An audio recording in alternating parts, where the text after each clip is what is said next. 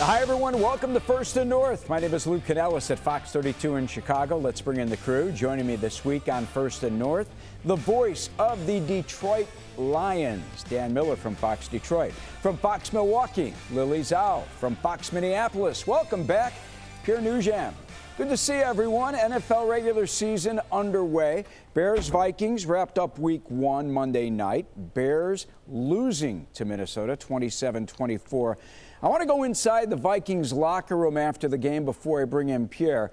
Vikings erased a 17-6 fourth quarter deficit, thanks in large part to their quarterback, J.J. McCarthy. And lastly, none of this happens. This feeling that we have right now does not happen without one other guy. All right? Did not go the way any of us wanted. This guy, all right, I could tell from the jump, he was poised. He was poised. But this guy didn't quit me, and you always thought he would figure it out. 2 passing touchdowns and a rushing touchdown all in the second half.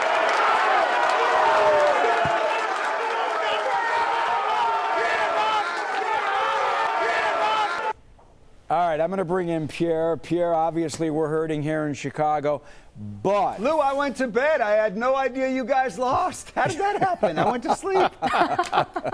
Congrats, Pierre. I'll tell you what, man.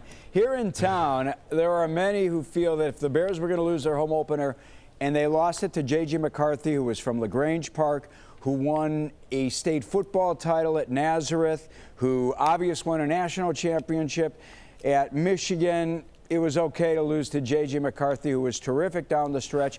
What is the media saying? What are the fans singing in Minneapolis about the Vikings the day after?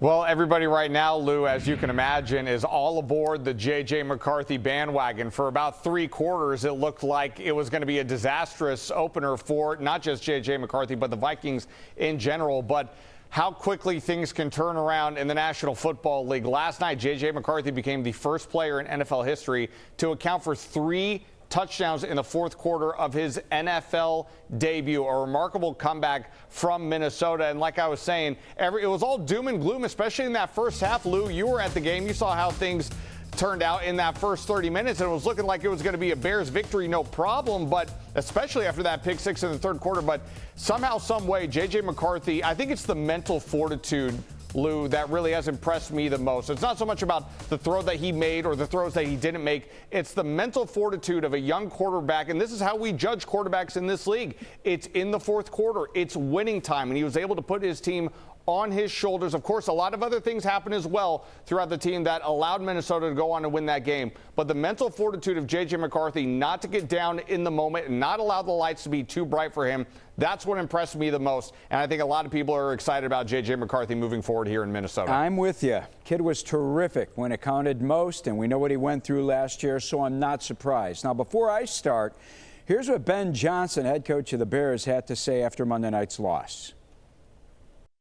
You know, we said going into week 1 that the team that would make the least number of mistakes would win the game, and unfortunately we were on the wrong side of that. We made too many there late in the game, myself included. There were a number of things that I could have done better, a number of things that a number of guys could have done better. I mean, we felt like we were dominating the game, like you said, and we were, in control, up 2 scores coming out of half, and that mentality is something that we have, something that we preach, and that didn't happen today. I'm glad to see Ben Johnson taking responsibility for what happened last night. First game as a head coach during an NFL regular season game. It had some good and had some bad as well. All right, the start was terrific. You touched on it. Pierre took the opening drive, scored a touchdown, something the Bears, by the way, hadn't done all of last season. They were the slowest starting offense. So at least we have fixed that issue.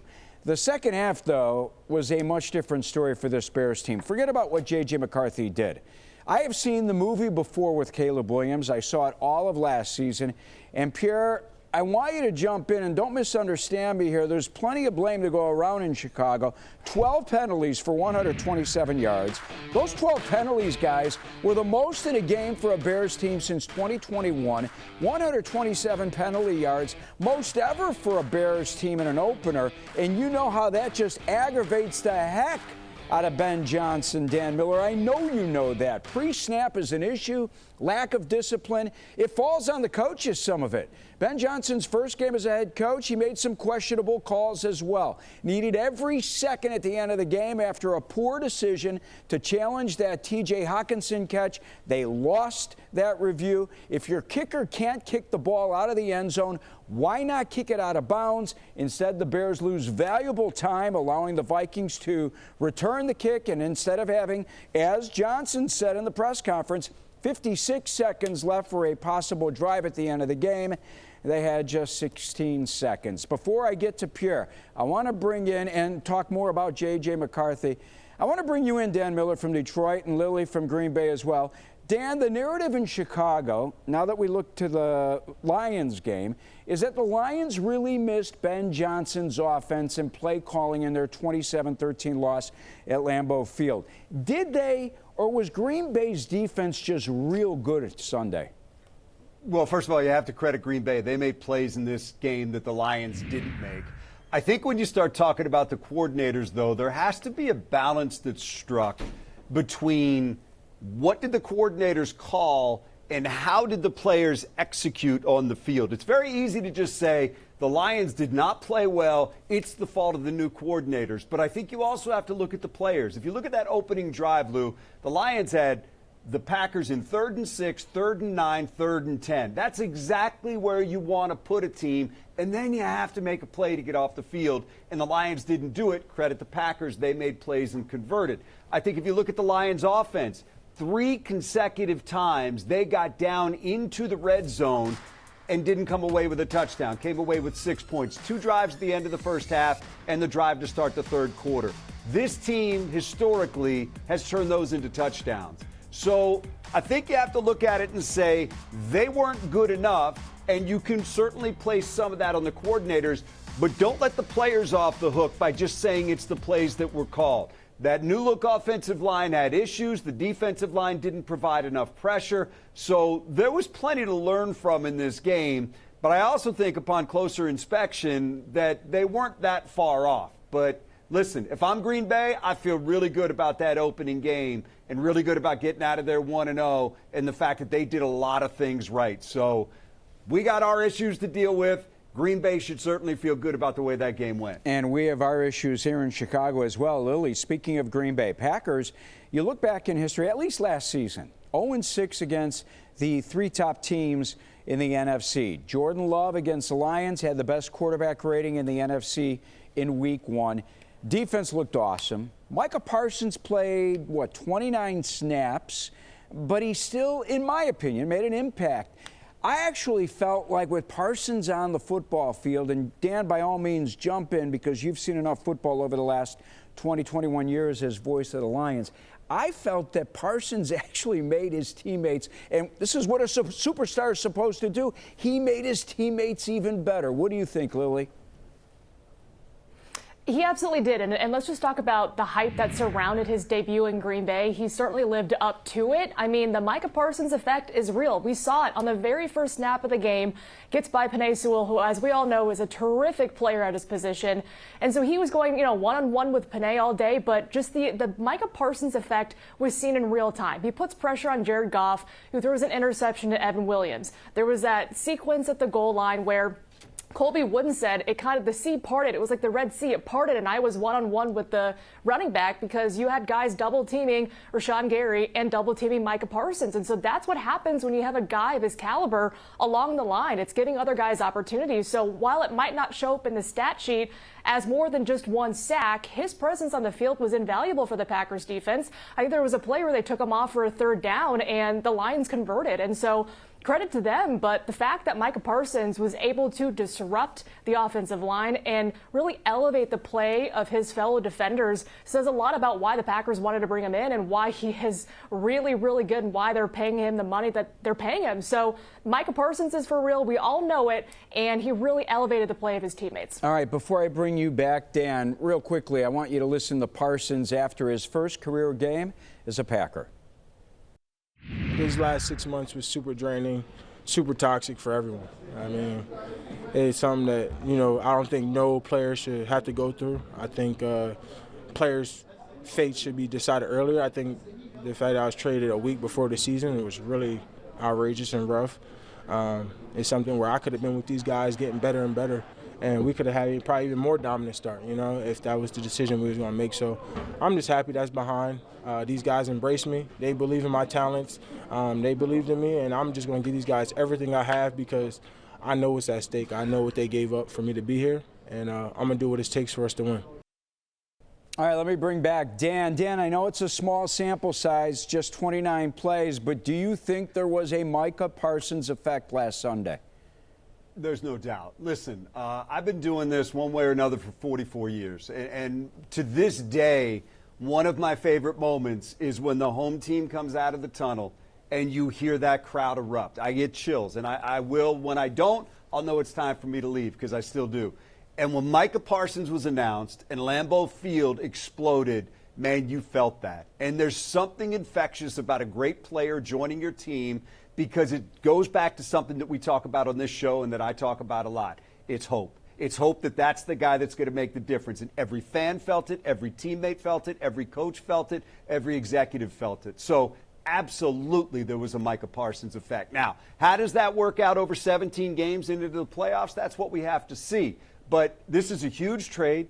It's a massive chip that they've got to push to the middle of the table now to play everybody else. And there was a Micah Parsons effect in this game. And believe me, Lily's right. There were guys that were going out of position because they had to deal with Micah Parsons. And he's also going up against our best offensive lineman in Penei Sewell and taking him away from anything else that he can possibly do. So this guy is a factor, was a factor, and will be a factor. And we're all going to have to deal with him now in the NFC North. Pierre, let me bring you back. Why were the Vikings so much better in the second half? Why did J.J. McCarthy in his first NFL regular season game look more effective in that fourth quarter than Caleb Williams? From my perspective, Lou, it was very simple. They controlled the line of scrimmage a heck of a lot better in the second half than they did in the first half. And that's why I thought the Bears had the better of the 30 minutes. I thought they were a lot better at the line of scrimmage on both sides of the football. And then in the second half, slowly but surely, you saw this offensive line start to gel a little bit better. Remember, they have a rookie at left guard in Donovan Jackson, who I thought was terrific last night. They're still without Christian Darrisaw at left tackle. Justin School had a little bit of trouble, especially in that first half, trying in the run, not only in run blocking, but in pass pro as well. But I thought Minnesota was so much better at controlling the line of scrimmage, and it showed because they were able to establish a run game in the second half with Jordan Mason that they weren't able to do in the first half. The moment the run game started to get going a little bit, that offense started to open up a little bit more, and that really helped J.J. McCarthy, because when you have a young quarterback like that, you need a consistent run game to help him along, because if you put it on him too much early on, it could really affect his confidence. And thankfully, that wasn't the case, especially in that fourth quarter, as Minnesota was able to control the ground game a little bit better and open up that offense a little bit more for J.J. McCarthy, who was able to show what he could do with his arm, made some great throws, especially that throw over the middle to Justin Jefferson in the end zone. Thought that really opened up a lot of things, the run game, I should say, for J.J. McCarthy. Yeah, it sure did. Jordan Mason was a great find for that organization. Let me get back to Caleb Williams. This is what bothered me. There were at times, especially after that 10-for-10 start, where he looked like the same quarterback as I saw last season. Frantic in the pocket, happy feet. His inaccuracy with his throws, man, that was alarming. I mean, he wasn't just missing. Caleb Williams was missing by a mile with his throws. He was the most inaccurate quarterback in the league during the Week 1 games, according to ESPN. And that doesn't work in the Ben Johnson offense. ESPN said that Williams was off target on 47% of his passes in the second half alone during money time. And, man, they spent the whole second half, the Bears did, in 3rd and long, 3rd and 10. Lily, real quickly, Green Bay's win over the Lions. Is this the Jordan Love for MVP I've been hearing about the past few weeks? Yeah, I would say maybe that first half, Jordan Love. I know there was a little bit of a lull in the second half, made a couple of questionable decisions, but I would say when Jordan Love is on, when that deep ball is really working for him, I mean, he's going to be a top 5 quarterback if he can sustain this play and just not make any sort of mental mistakes. But we really saw this Packers offense go out in the opening drive and prove why they are going to be a good team under Jordan Love. So hopefully this is just a game that he can stack success and what he hopes might be an MVP season. Oh, man, I'm jacked about this first week. Even though the Bears lost, we need to take a timeout when we come back here on First and North. We'll get you the latest updates on injuries around the division. I want to talk to Dan about that offensive line in Detroit as well. And we'll get you ready for week 2 of the NFL season here on First and North. Major League Baseball on Fox. What I'm doing, getting right to it. The money is talking, I'm flowing, it's coming in just how I do it. Oh my goodness! Major League Baseball all season long on Fox. Welcome back to First and North. Lou Canellis with you, Fox 32 Chicago. Dan Miller in Detroit. I'm going right to you, Dan. Rookie right guard Tate Ratledge played 24 snaps this preseason. Starting left guard Christian Mahogany, he didn't play at all in the preseason. And Dan Campbell said in hindsight, maybe he should have played both more this past summer. Then the Lions lose offensive tackle Jamarco Jones for the season. They signed, what I saw today, Devin Cochran. This guy's massive, 6'7", 330 if I'm not mistaken. But really, this is not the Lions' offensive line that we have seen the last few years, is it? Well, no. When you lose Frank Ragnow, who's one of the best players in the league, and you lose Kevin Zeitler, who was a Pro Bowler a couple of years ago, you lose a lot. And they're trying to work these new guys in. You mentioned Ratledge, you mentioned Mahogany, and then Graham Glasgow, who is in there at center now, whom they wanted a veteran that could kind of lead the way. They lost Jones, as you mentioned. That's where they bring in Cochran. Their depth at tackle right now is really questionable. They went into this game with Gio Manu being their backup tackle, and he's really never broken an egg in this league yet. So there's some urgency there. If they were to suffer an injury to Sewell or Decker, it would be problematic. But look, those young guys took their lumps in this first game, and that's going to have to improve. But it's also to be expected. That's the second start for Mahogany and the first game ever in the NFL for Tate Ratledge. I don't care if you're coming from Georgia and you played in a lot of high-leverage games there. You're going to see things in the NFL that you have not seen in college. So part of the Lions moving on and getting better is that these guys are going to have to get better. And I anticipate they will with time and with reps and getting into game number 2 and game number 3 and having the ability to lean on what you've seen and experienced. They have to believe that because this offensive line is key to everything that they want to do on offense. Good point. Green Bay, Thursday nighter against the Commanders, Lily, at Lambeau Field. Will Micah Parsons be on a pitch count? I would assume so. Again, short turnaround. He only played 45% of their defensive snaps against the Lions, so I can't see why they would want now be giving him 100% of his snaps. So I think he will still be on a pitch count, but I think he will still be effective on the field when he is out there. Jaden Daniels, just a different kind of quarterback in terms of his athleticism, a younger guy as well. So the Packers will need him to kind of chase after Jaden if need be. So I would assume he would still be on a pitch count on Thursday. What about Matthew Golden? 2 catches in his first game, limited at practice, bad ankle. Is he on track to play? We shall see. We're going to hear from Matt LaFleur in a couple hours here, but I would expect he will be. I don't think there's anything out of Green Bay right now saying that it's severe enough that it'll keep him out, but I will kind of note their offensive line injuries. That might be more severe. Zach Tom, their right tackle, left the game with a hip injury. He's listed as having an oblique. Sounds like he might not play. And, of course, Aaron Banks out with an ankle and groin injury. He also might not play. So Packers might be losing 2 of their best offensive linemen in a game where they sorely do need them. So that'll also be up in the air. Let me bring back Dan Miller. Dan, I should have asked you this in the first segment. Is there any panic in Detroit after week 1? I think there was anger more than panic. I just think that, the biggest question in Detroit in the offseason has been about getting another edge to play opposite Aiden Hutchinson. And then you go out and have a game where you don't get any pressure. I honestly think their issue might be more interior than it is on the outside. Look, the biggest questions that the Lions had going in, could you pressure the quarterback? How are your coordinators going to do? And what's that new look offensive line going to turn out to be? And in the first week, it wasn't great. So you had some I told you so's and you had some Lions fans that were angry about it. But look, there's too much talent on this team for them to stay down long. And I will throw this stat at you as well. Dan Campbell's team in Detroit has not lost 2 games in a row since October 30th, 2022. They don't stay down for long, and they got to get back up to play this Bears team coming up on Sunday. And it's going to be a real interesting thing to see coming back home, how much they can tune up and how much they're going to be ready to go. And I would submit to you, as I said at the top of the show, I don't think they were as far off as maybe some people thought if you take a second look at that game. But they definitely have some work to do. Thanks for that number. You just ruined everyone's day here in Chicago as we look ahead to Sunday. Pierre, let me bring you back. Minnesota's defense against the run, exceptional against the Bears. I mean, Bears got nothing going on the ground. They started getting to Caleb Williams in the fourth quarter. Are they going to get Christian Darrisaw, Harrison Smith, Blake Cashman back for the Falcons on Sunday?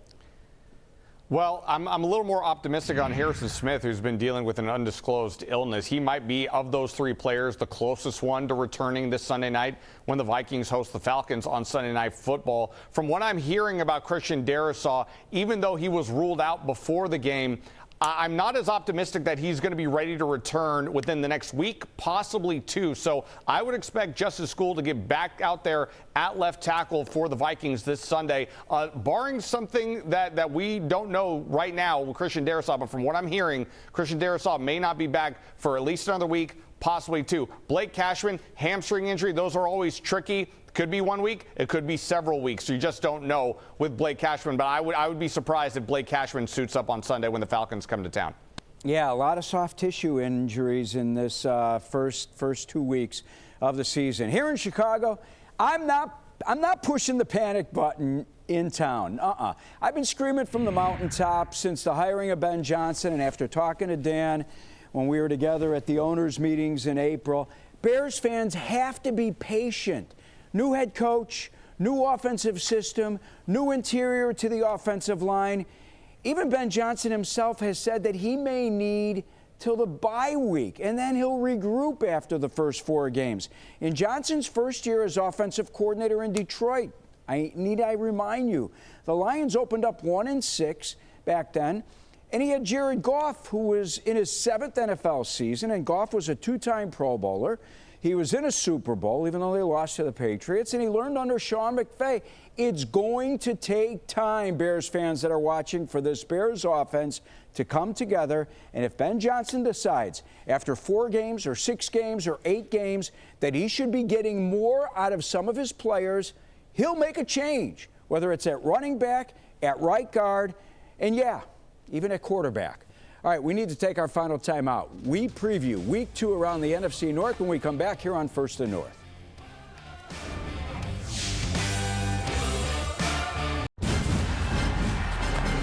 Oregon takes on Northwestern. It's Big Noon Saturday and on Fox. Welcome back, First and North. Commanders, Packers, Thursday night. Lily, let me bring you in. I'm going to start with you. Micah Parsons, this guy dominates the Commanders, has more sacks against Washington than any other team, 10.5 sacks, 8 career games. How do the Packers slow down Jaden Daniels? They got to keep everything in front of him. Don't let him burn you with his legs. And also, like they did against the Lions, it's prevent the big play from happening. I think that's their best chance of slowing down this offense and getting ahead. So limit Jaden Daniels and his legs and try to kind of stop the big playability. It's going to be easier said than done, but that's what the Packers defense has to do behind Micah Parsons. Dan, give me 30 seconds. Just tell me, I know Ford Field is going to be rocking with Ben Johnson back. It's going to be electric, no doubt about it. Lions have to play better than they did in the opener. You better expect the Bears team that you saw early in game number 1 that's going to come out and play well. Caleb's a problem. He can move. Lions had trouble pressuring Love. You saw the pass he threw to Odunze was a thing of beauty, and he can get out there and run as well. So the Lions have to contain him, but expect Chicago to be ready. Pierre, yes or no? Vikings make it 6 straight home wins? I'm going to say yes. Try to contain Bijan Robinson as best as you possibly can. He is certainly a weapon, not just on the ground, but through the air. Contain Bijan Robinson, you got a great chance of starting the season 2-0. Guys, great show. Dan, Lily, Pierre, thank you so much. Thanks for watching. We'll see you next week, right here on First and North.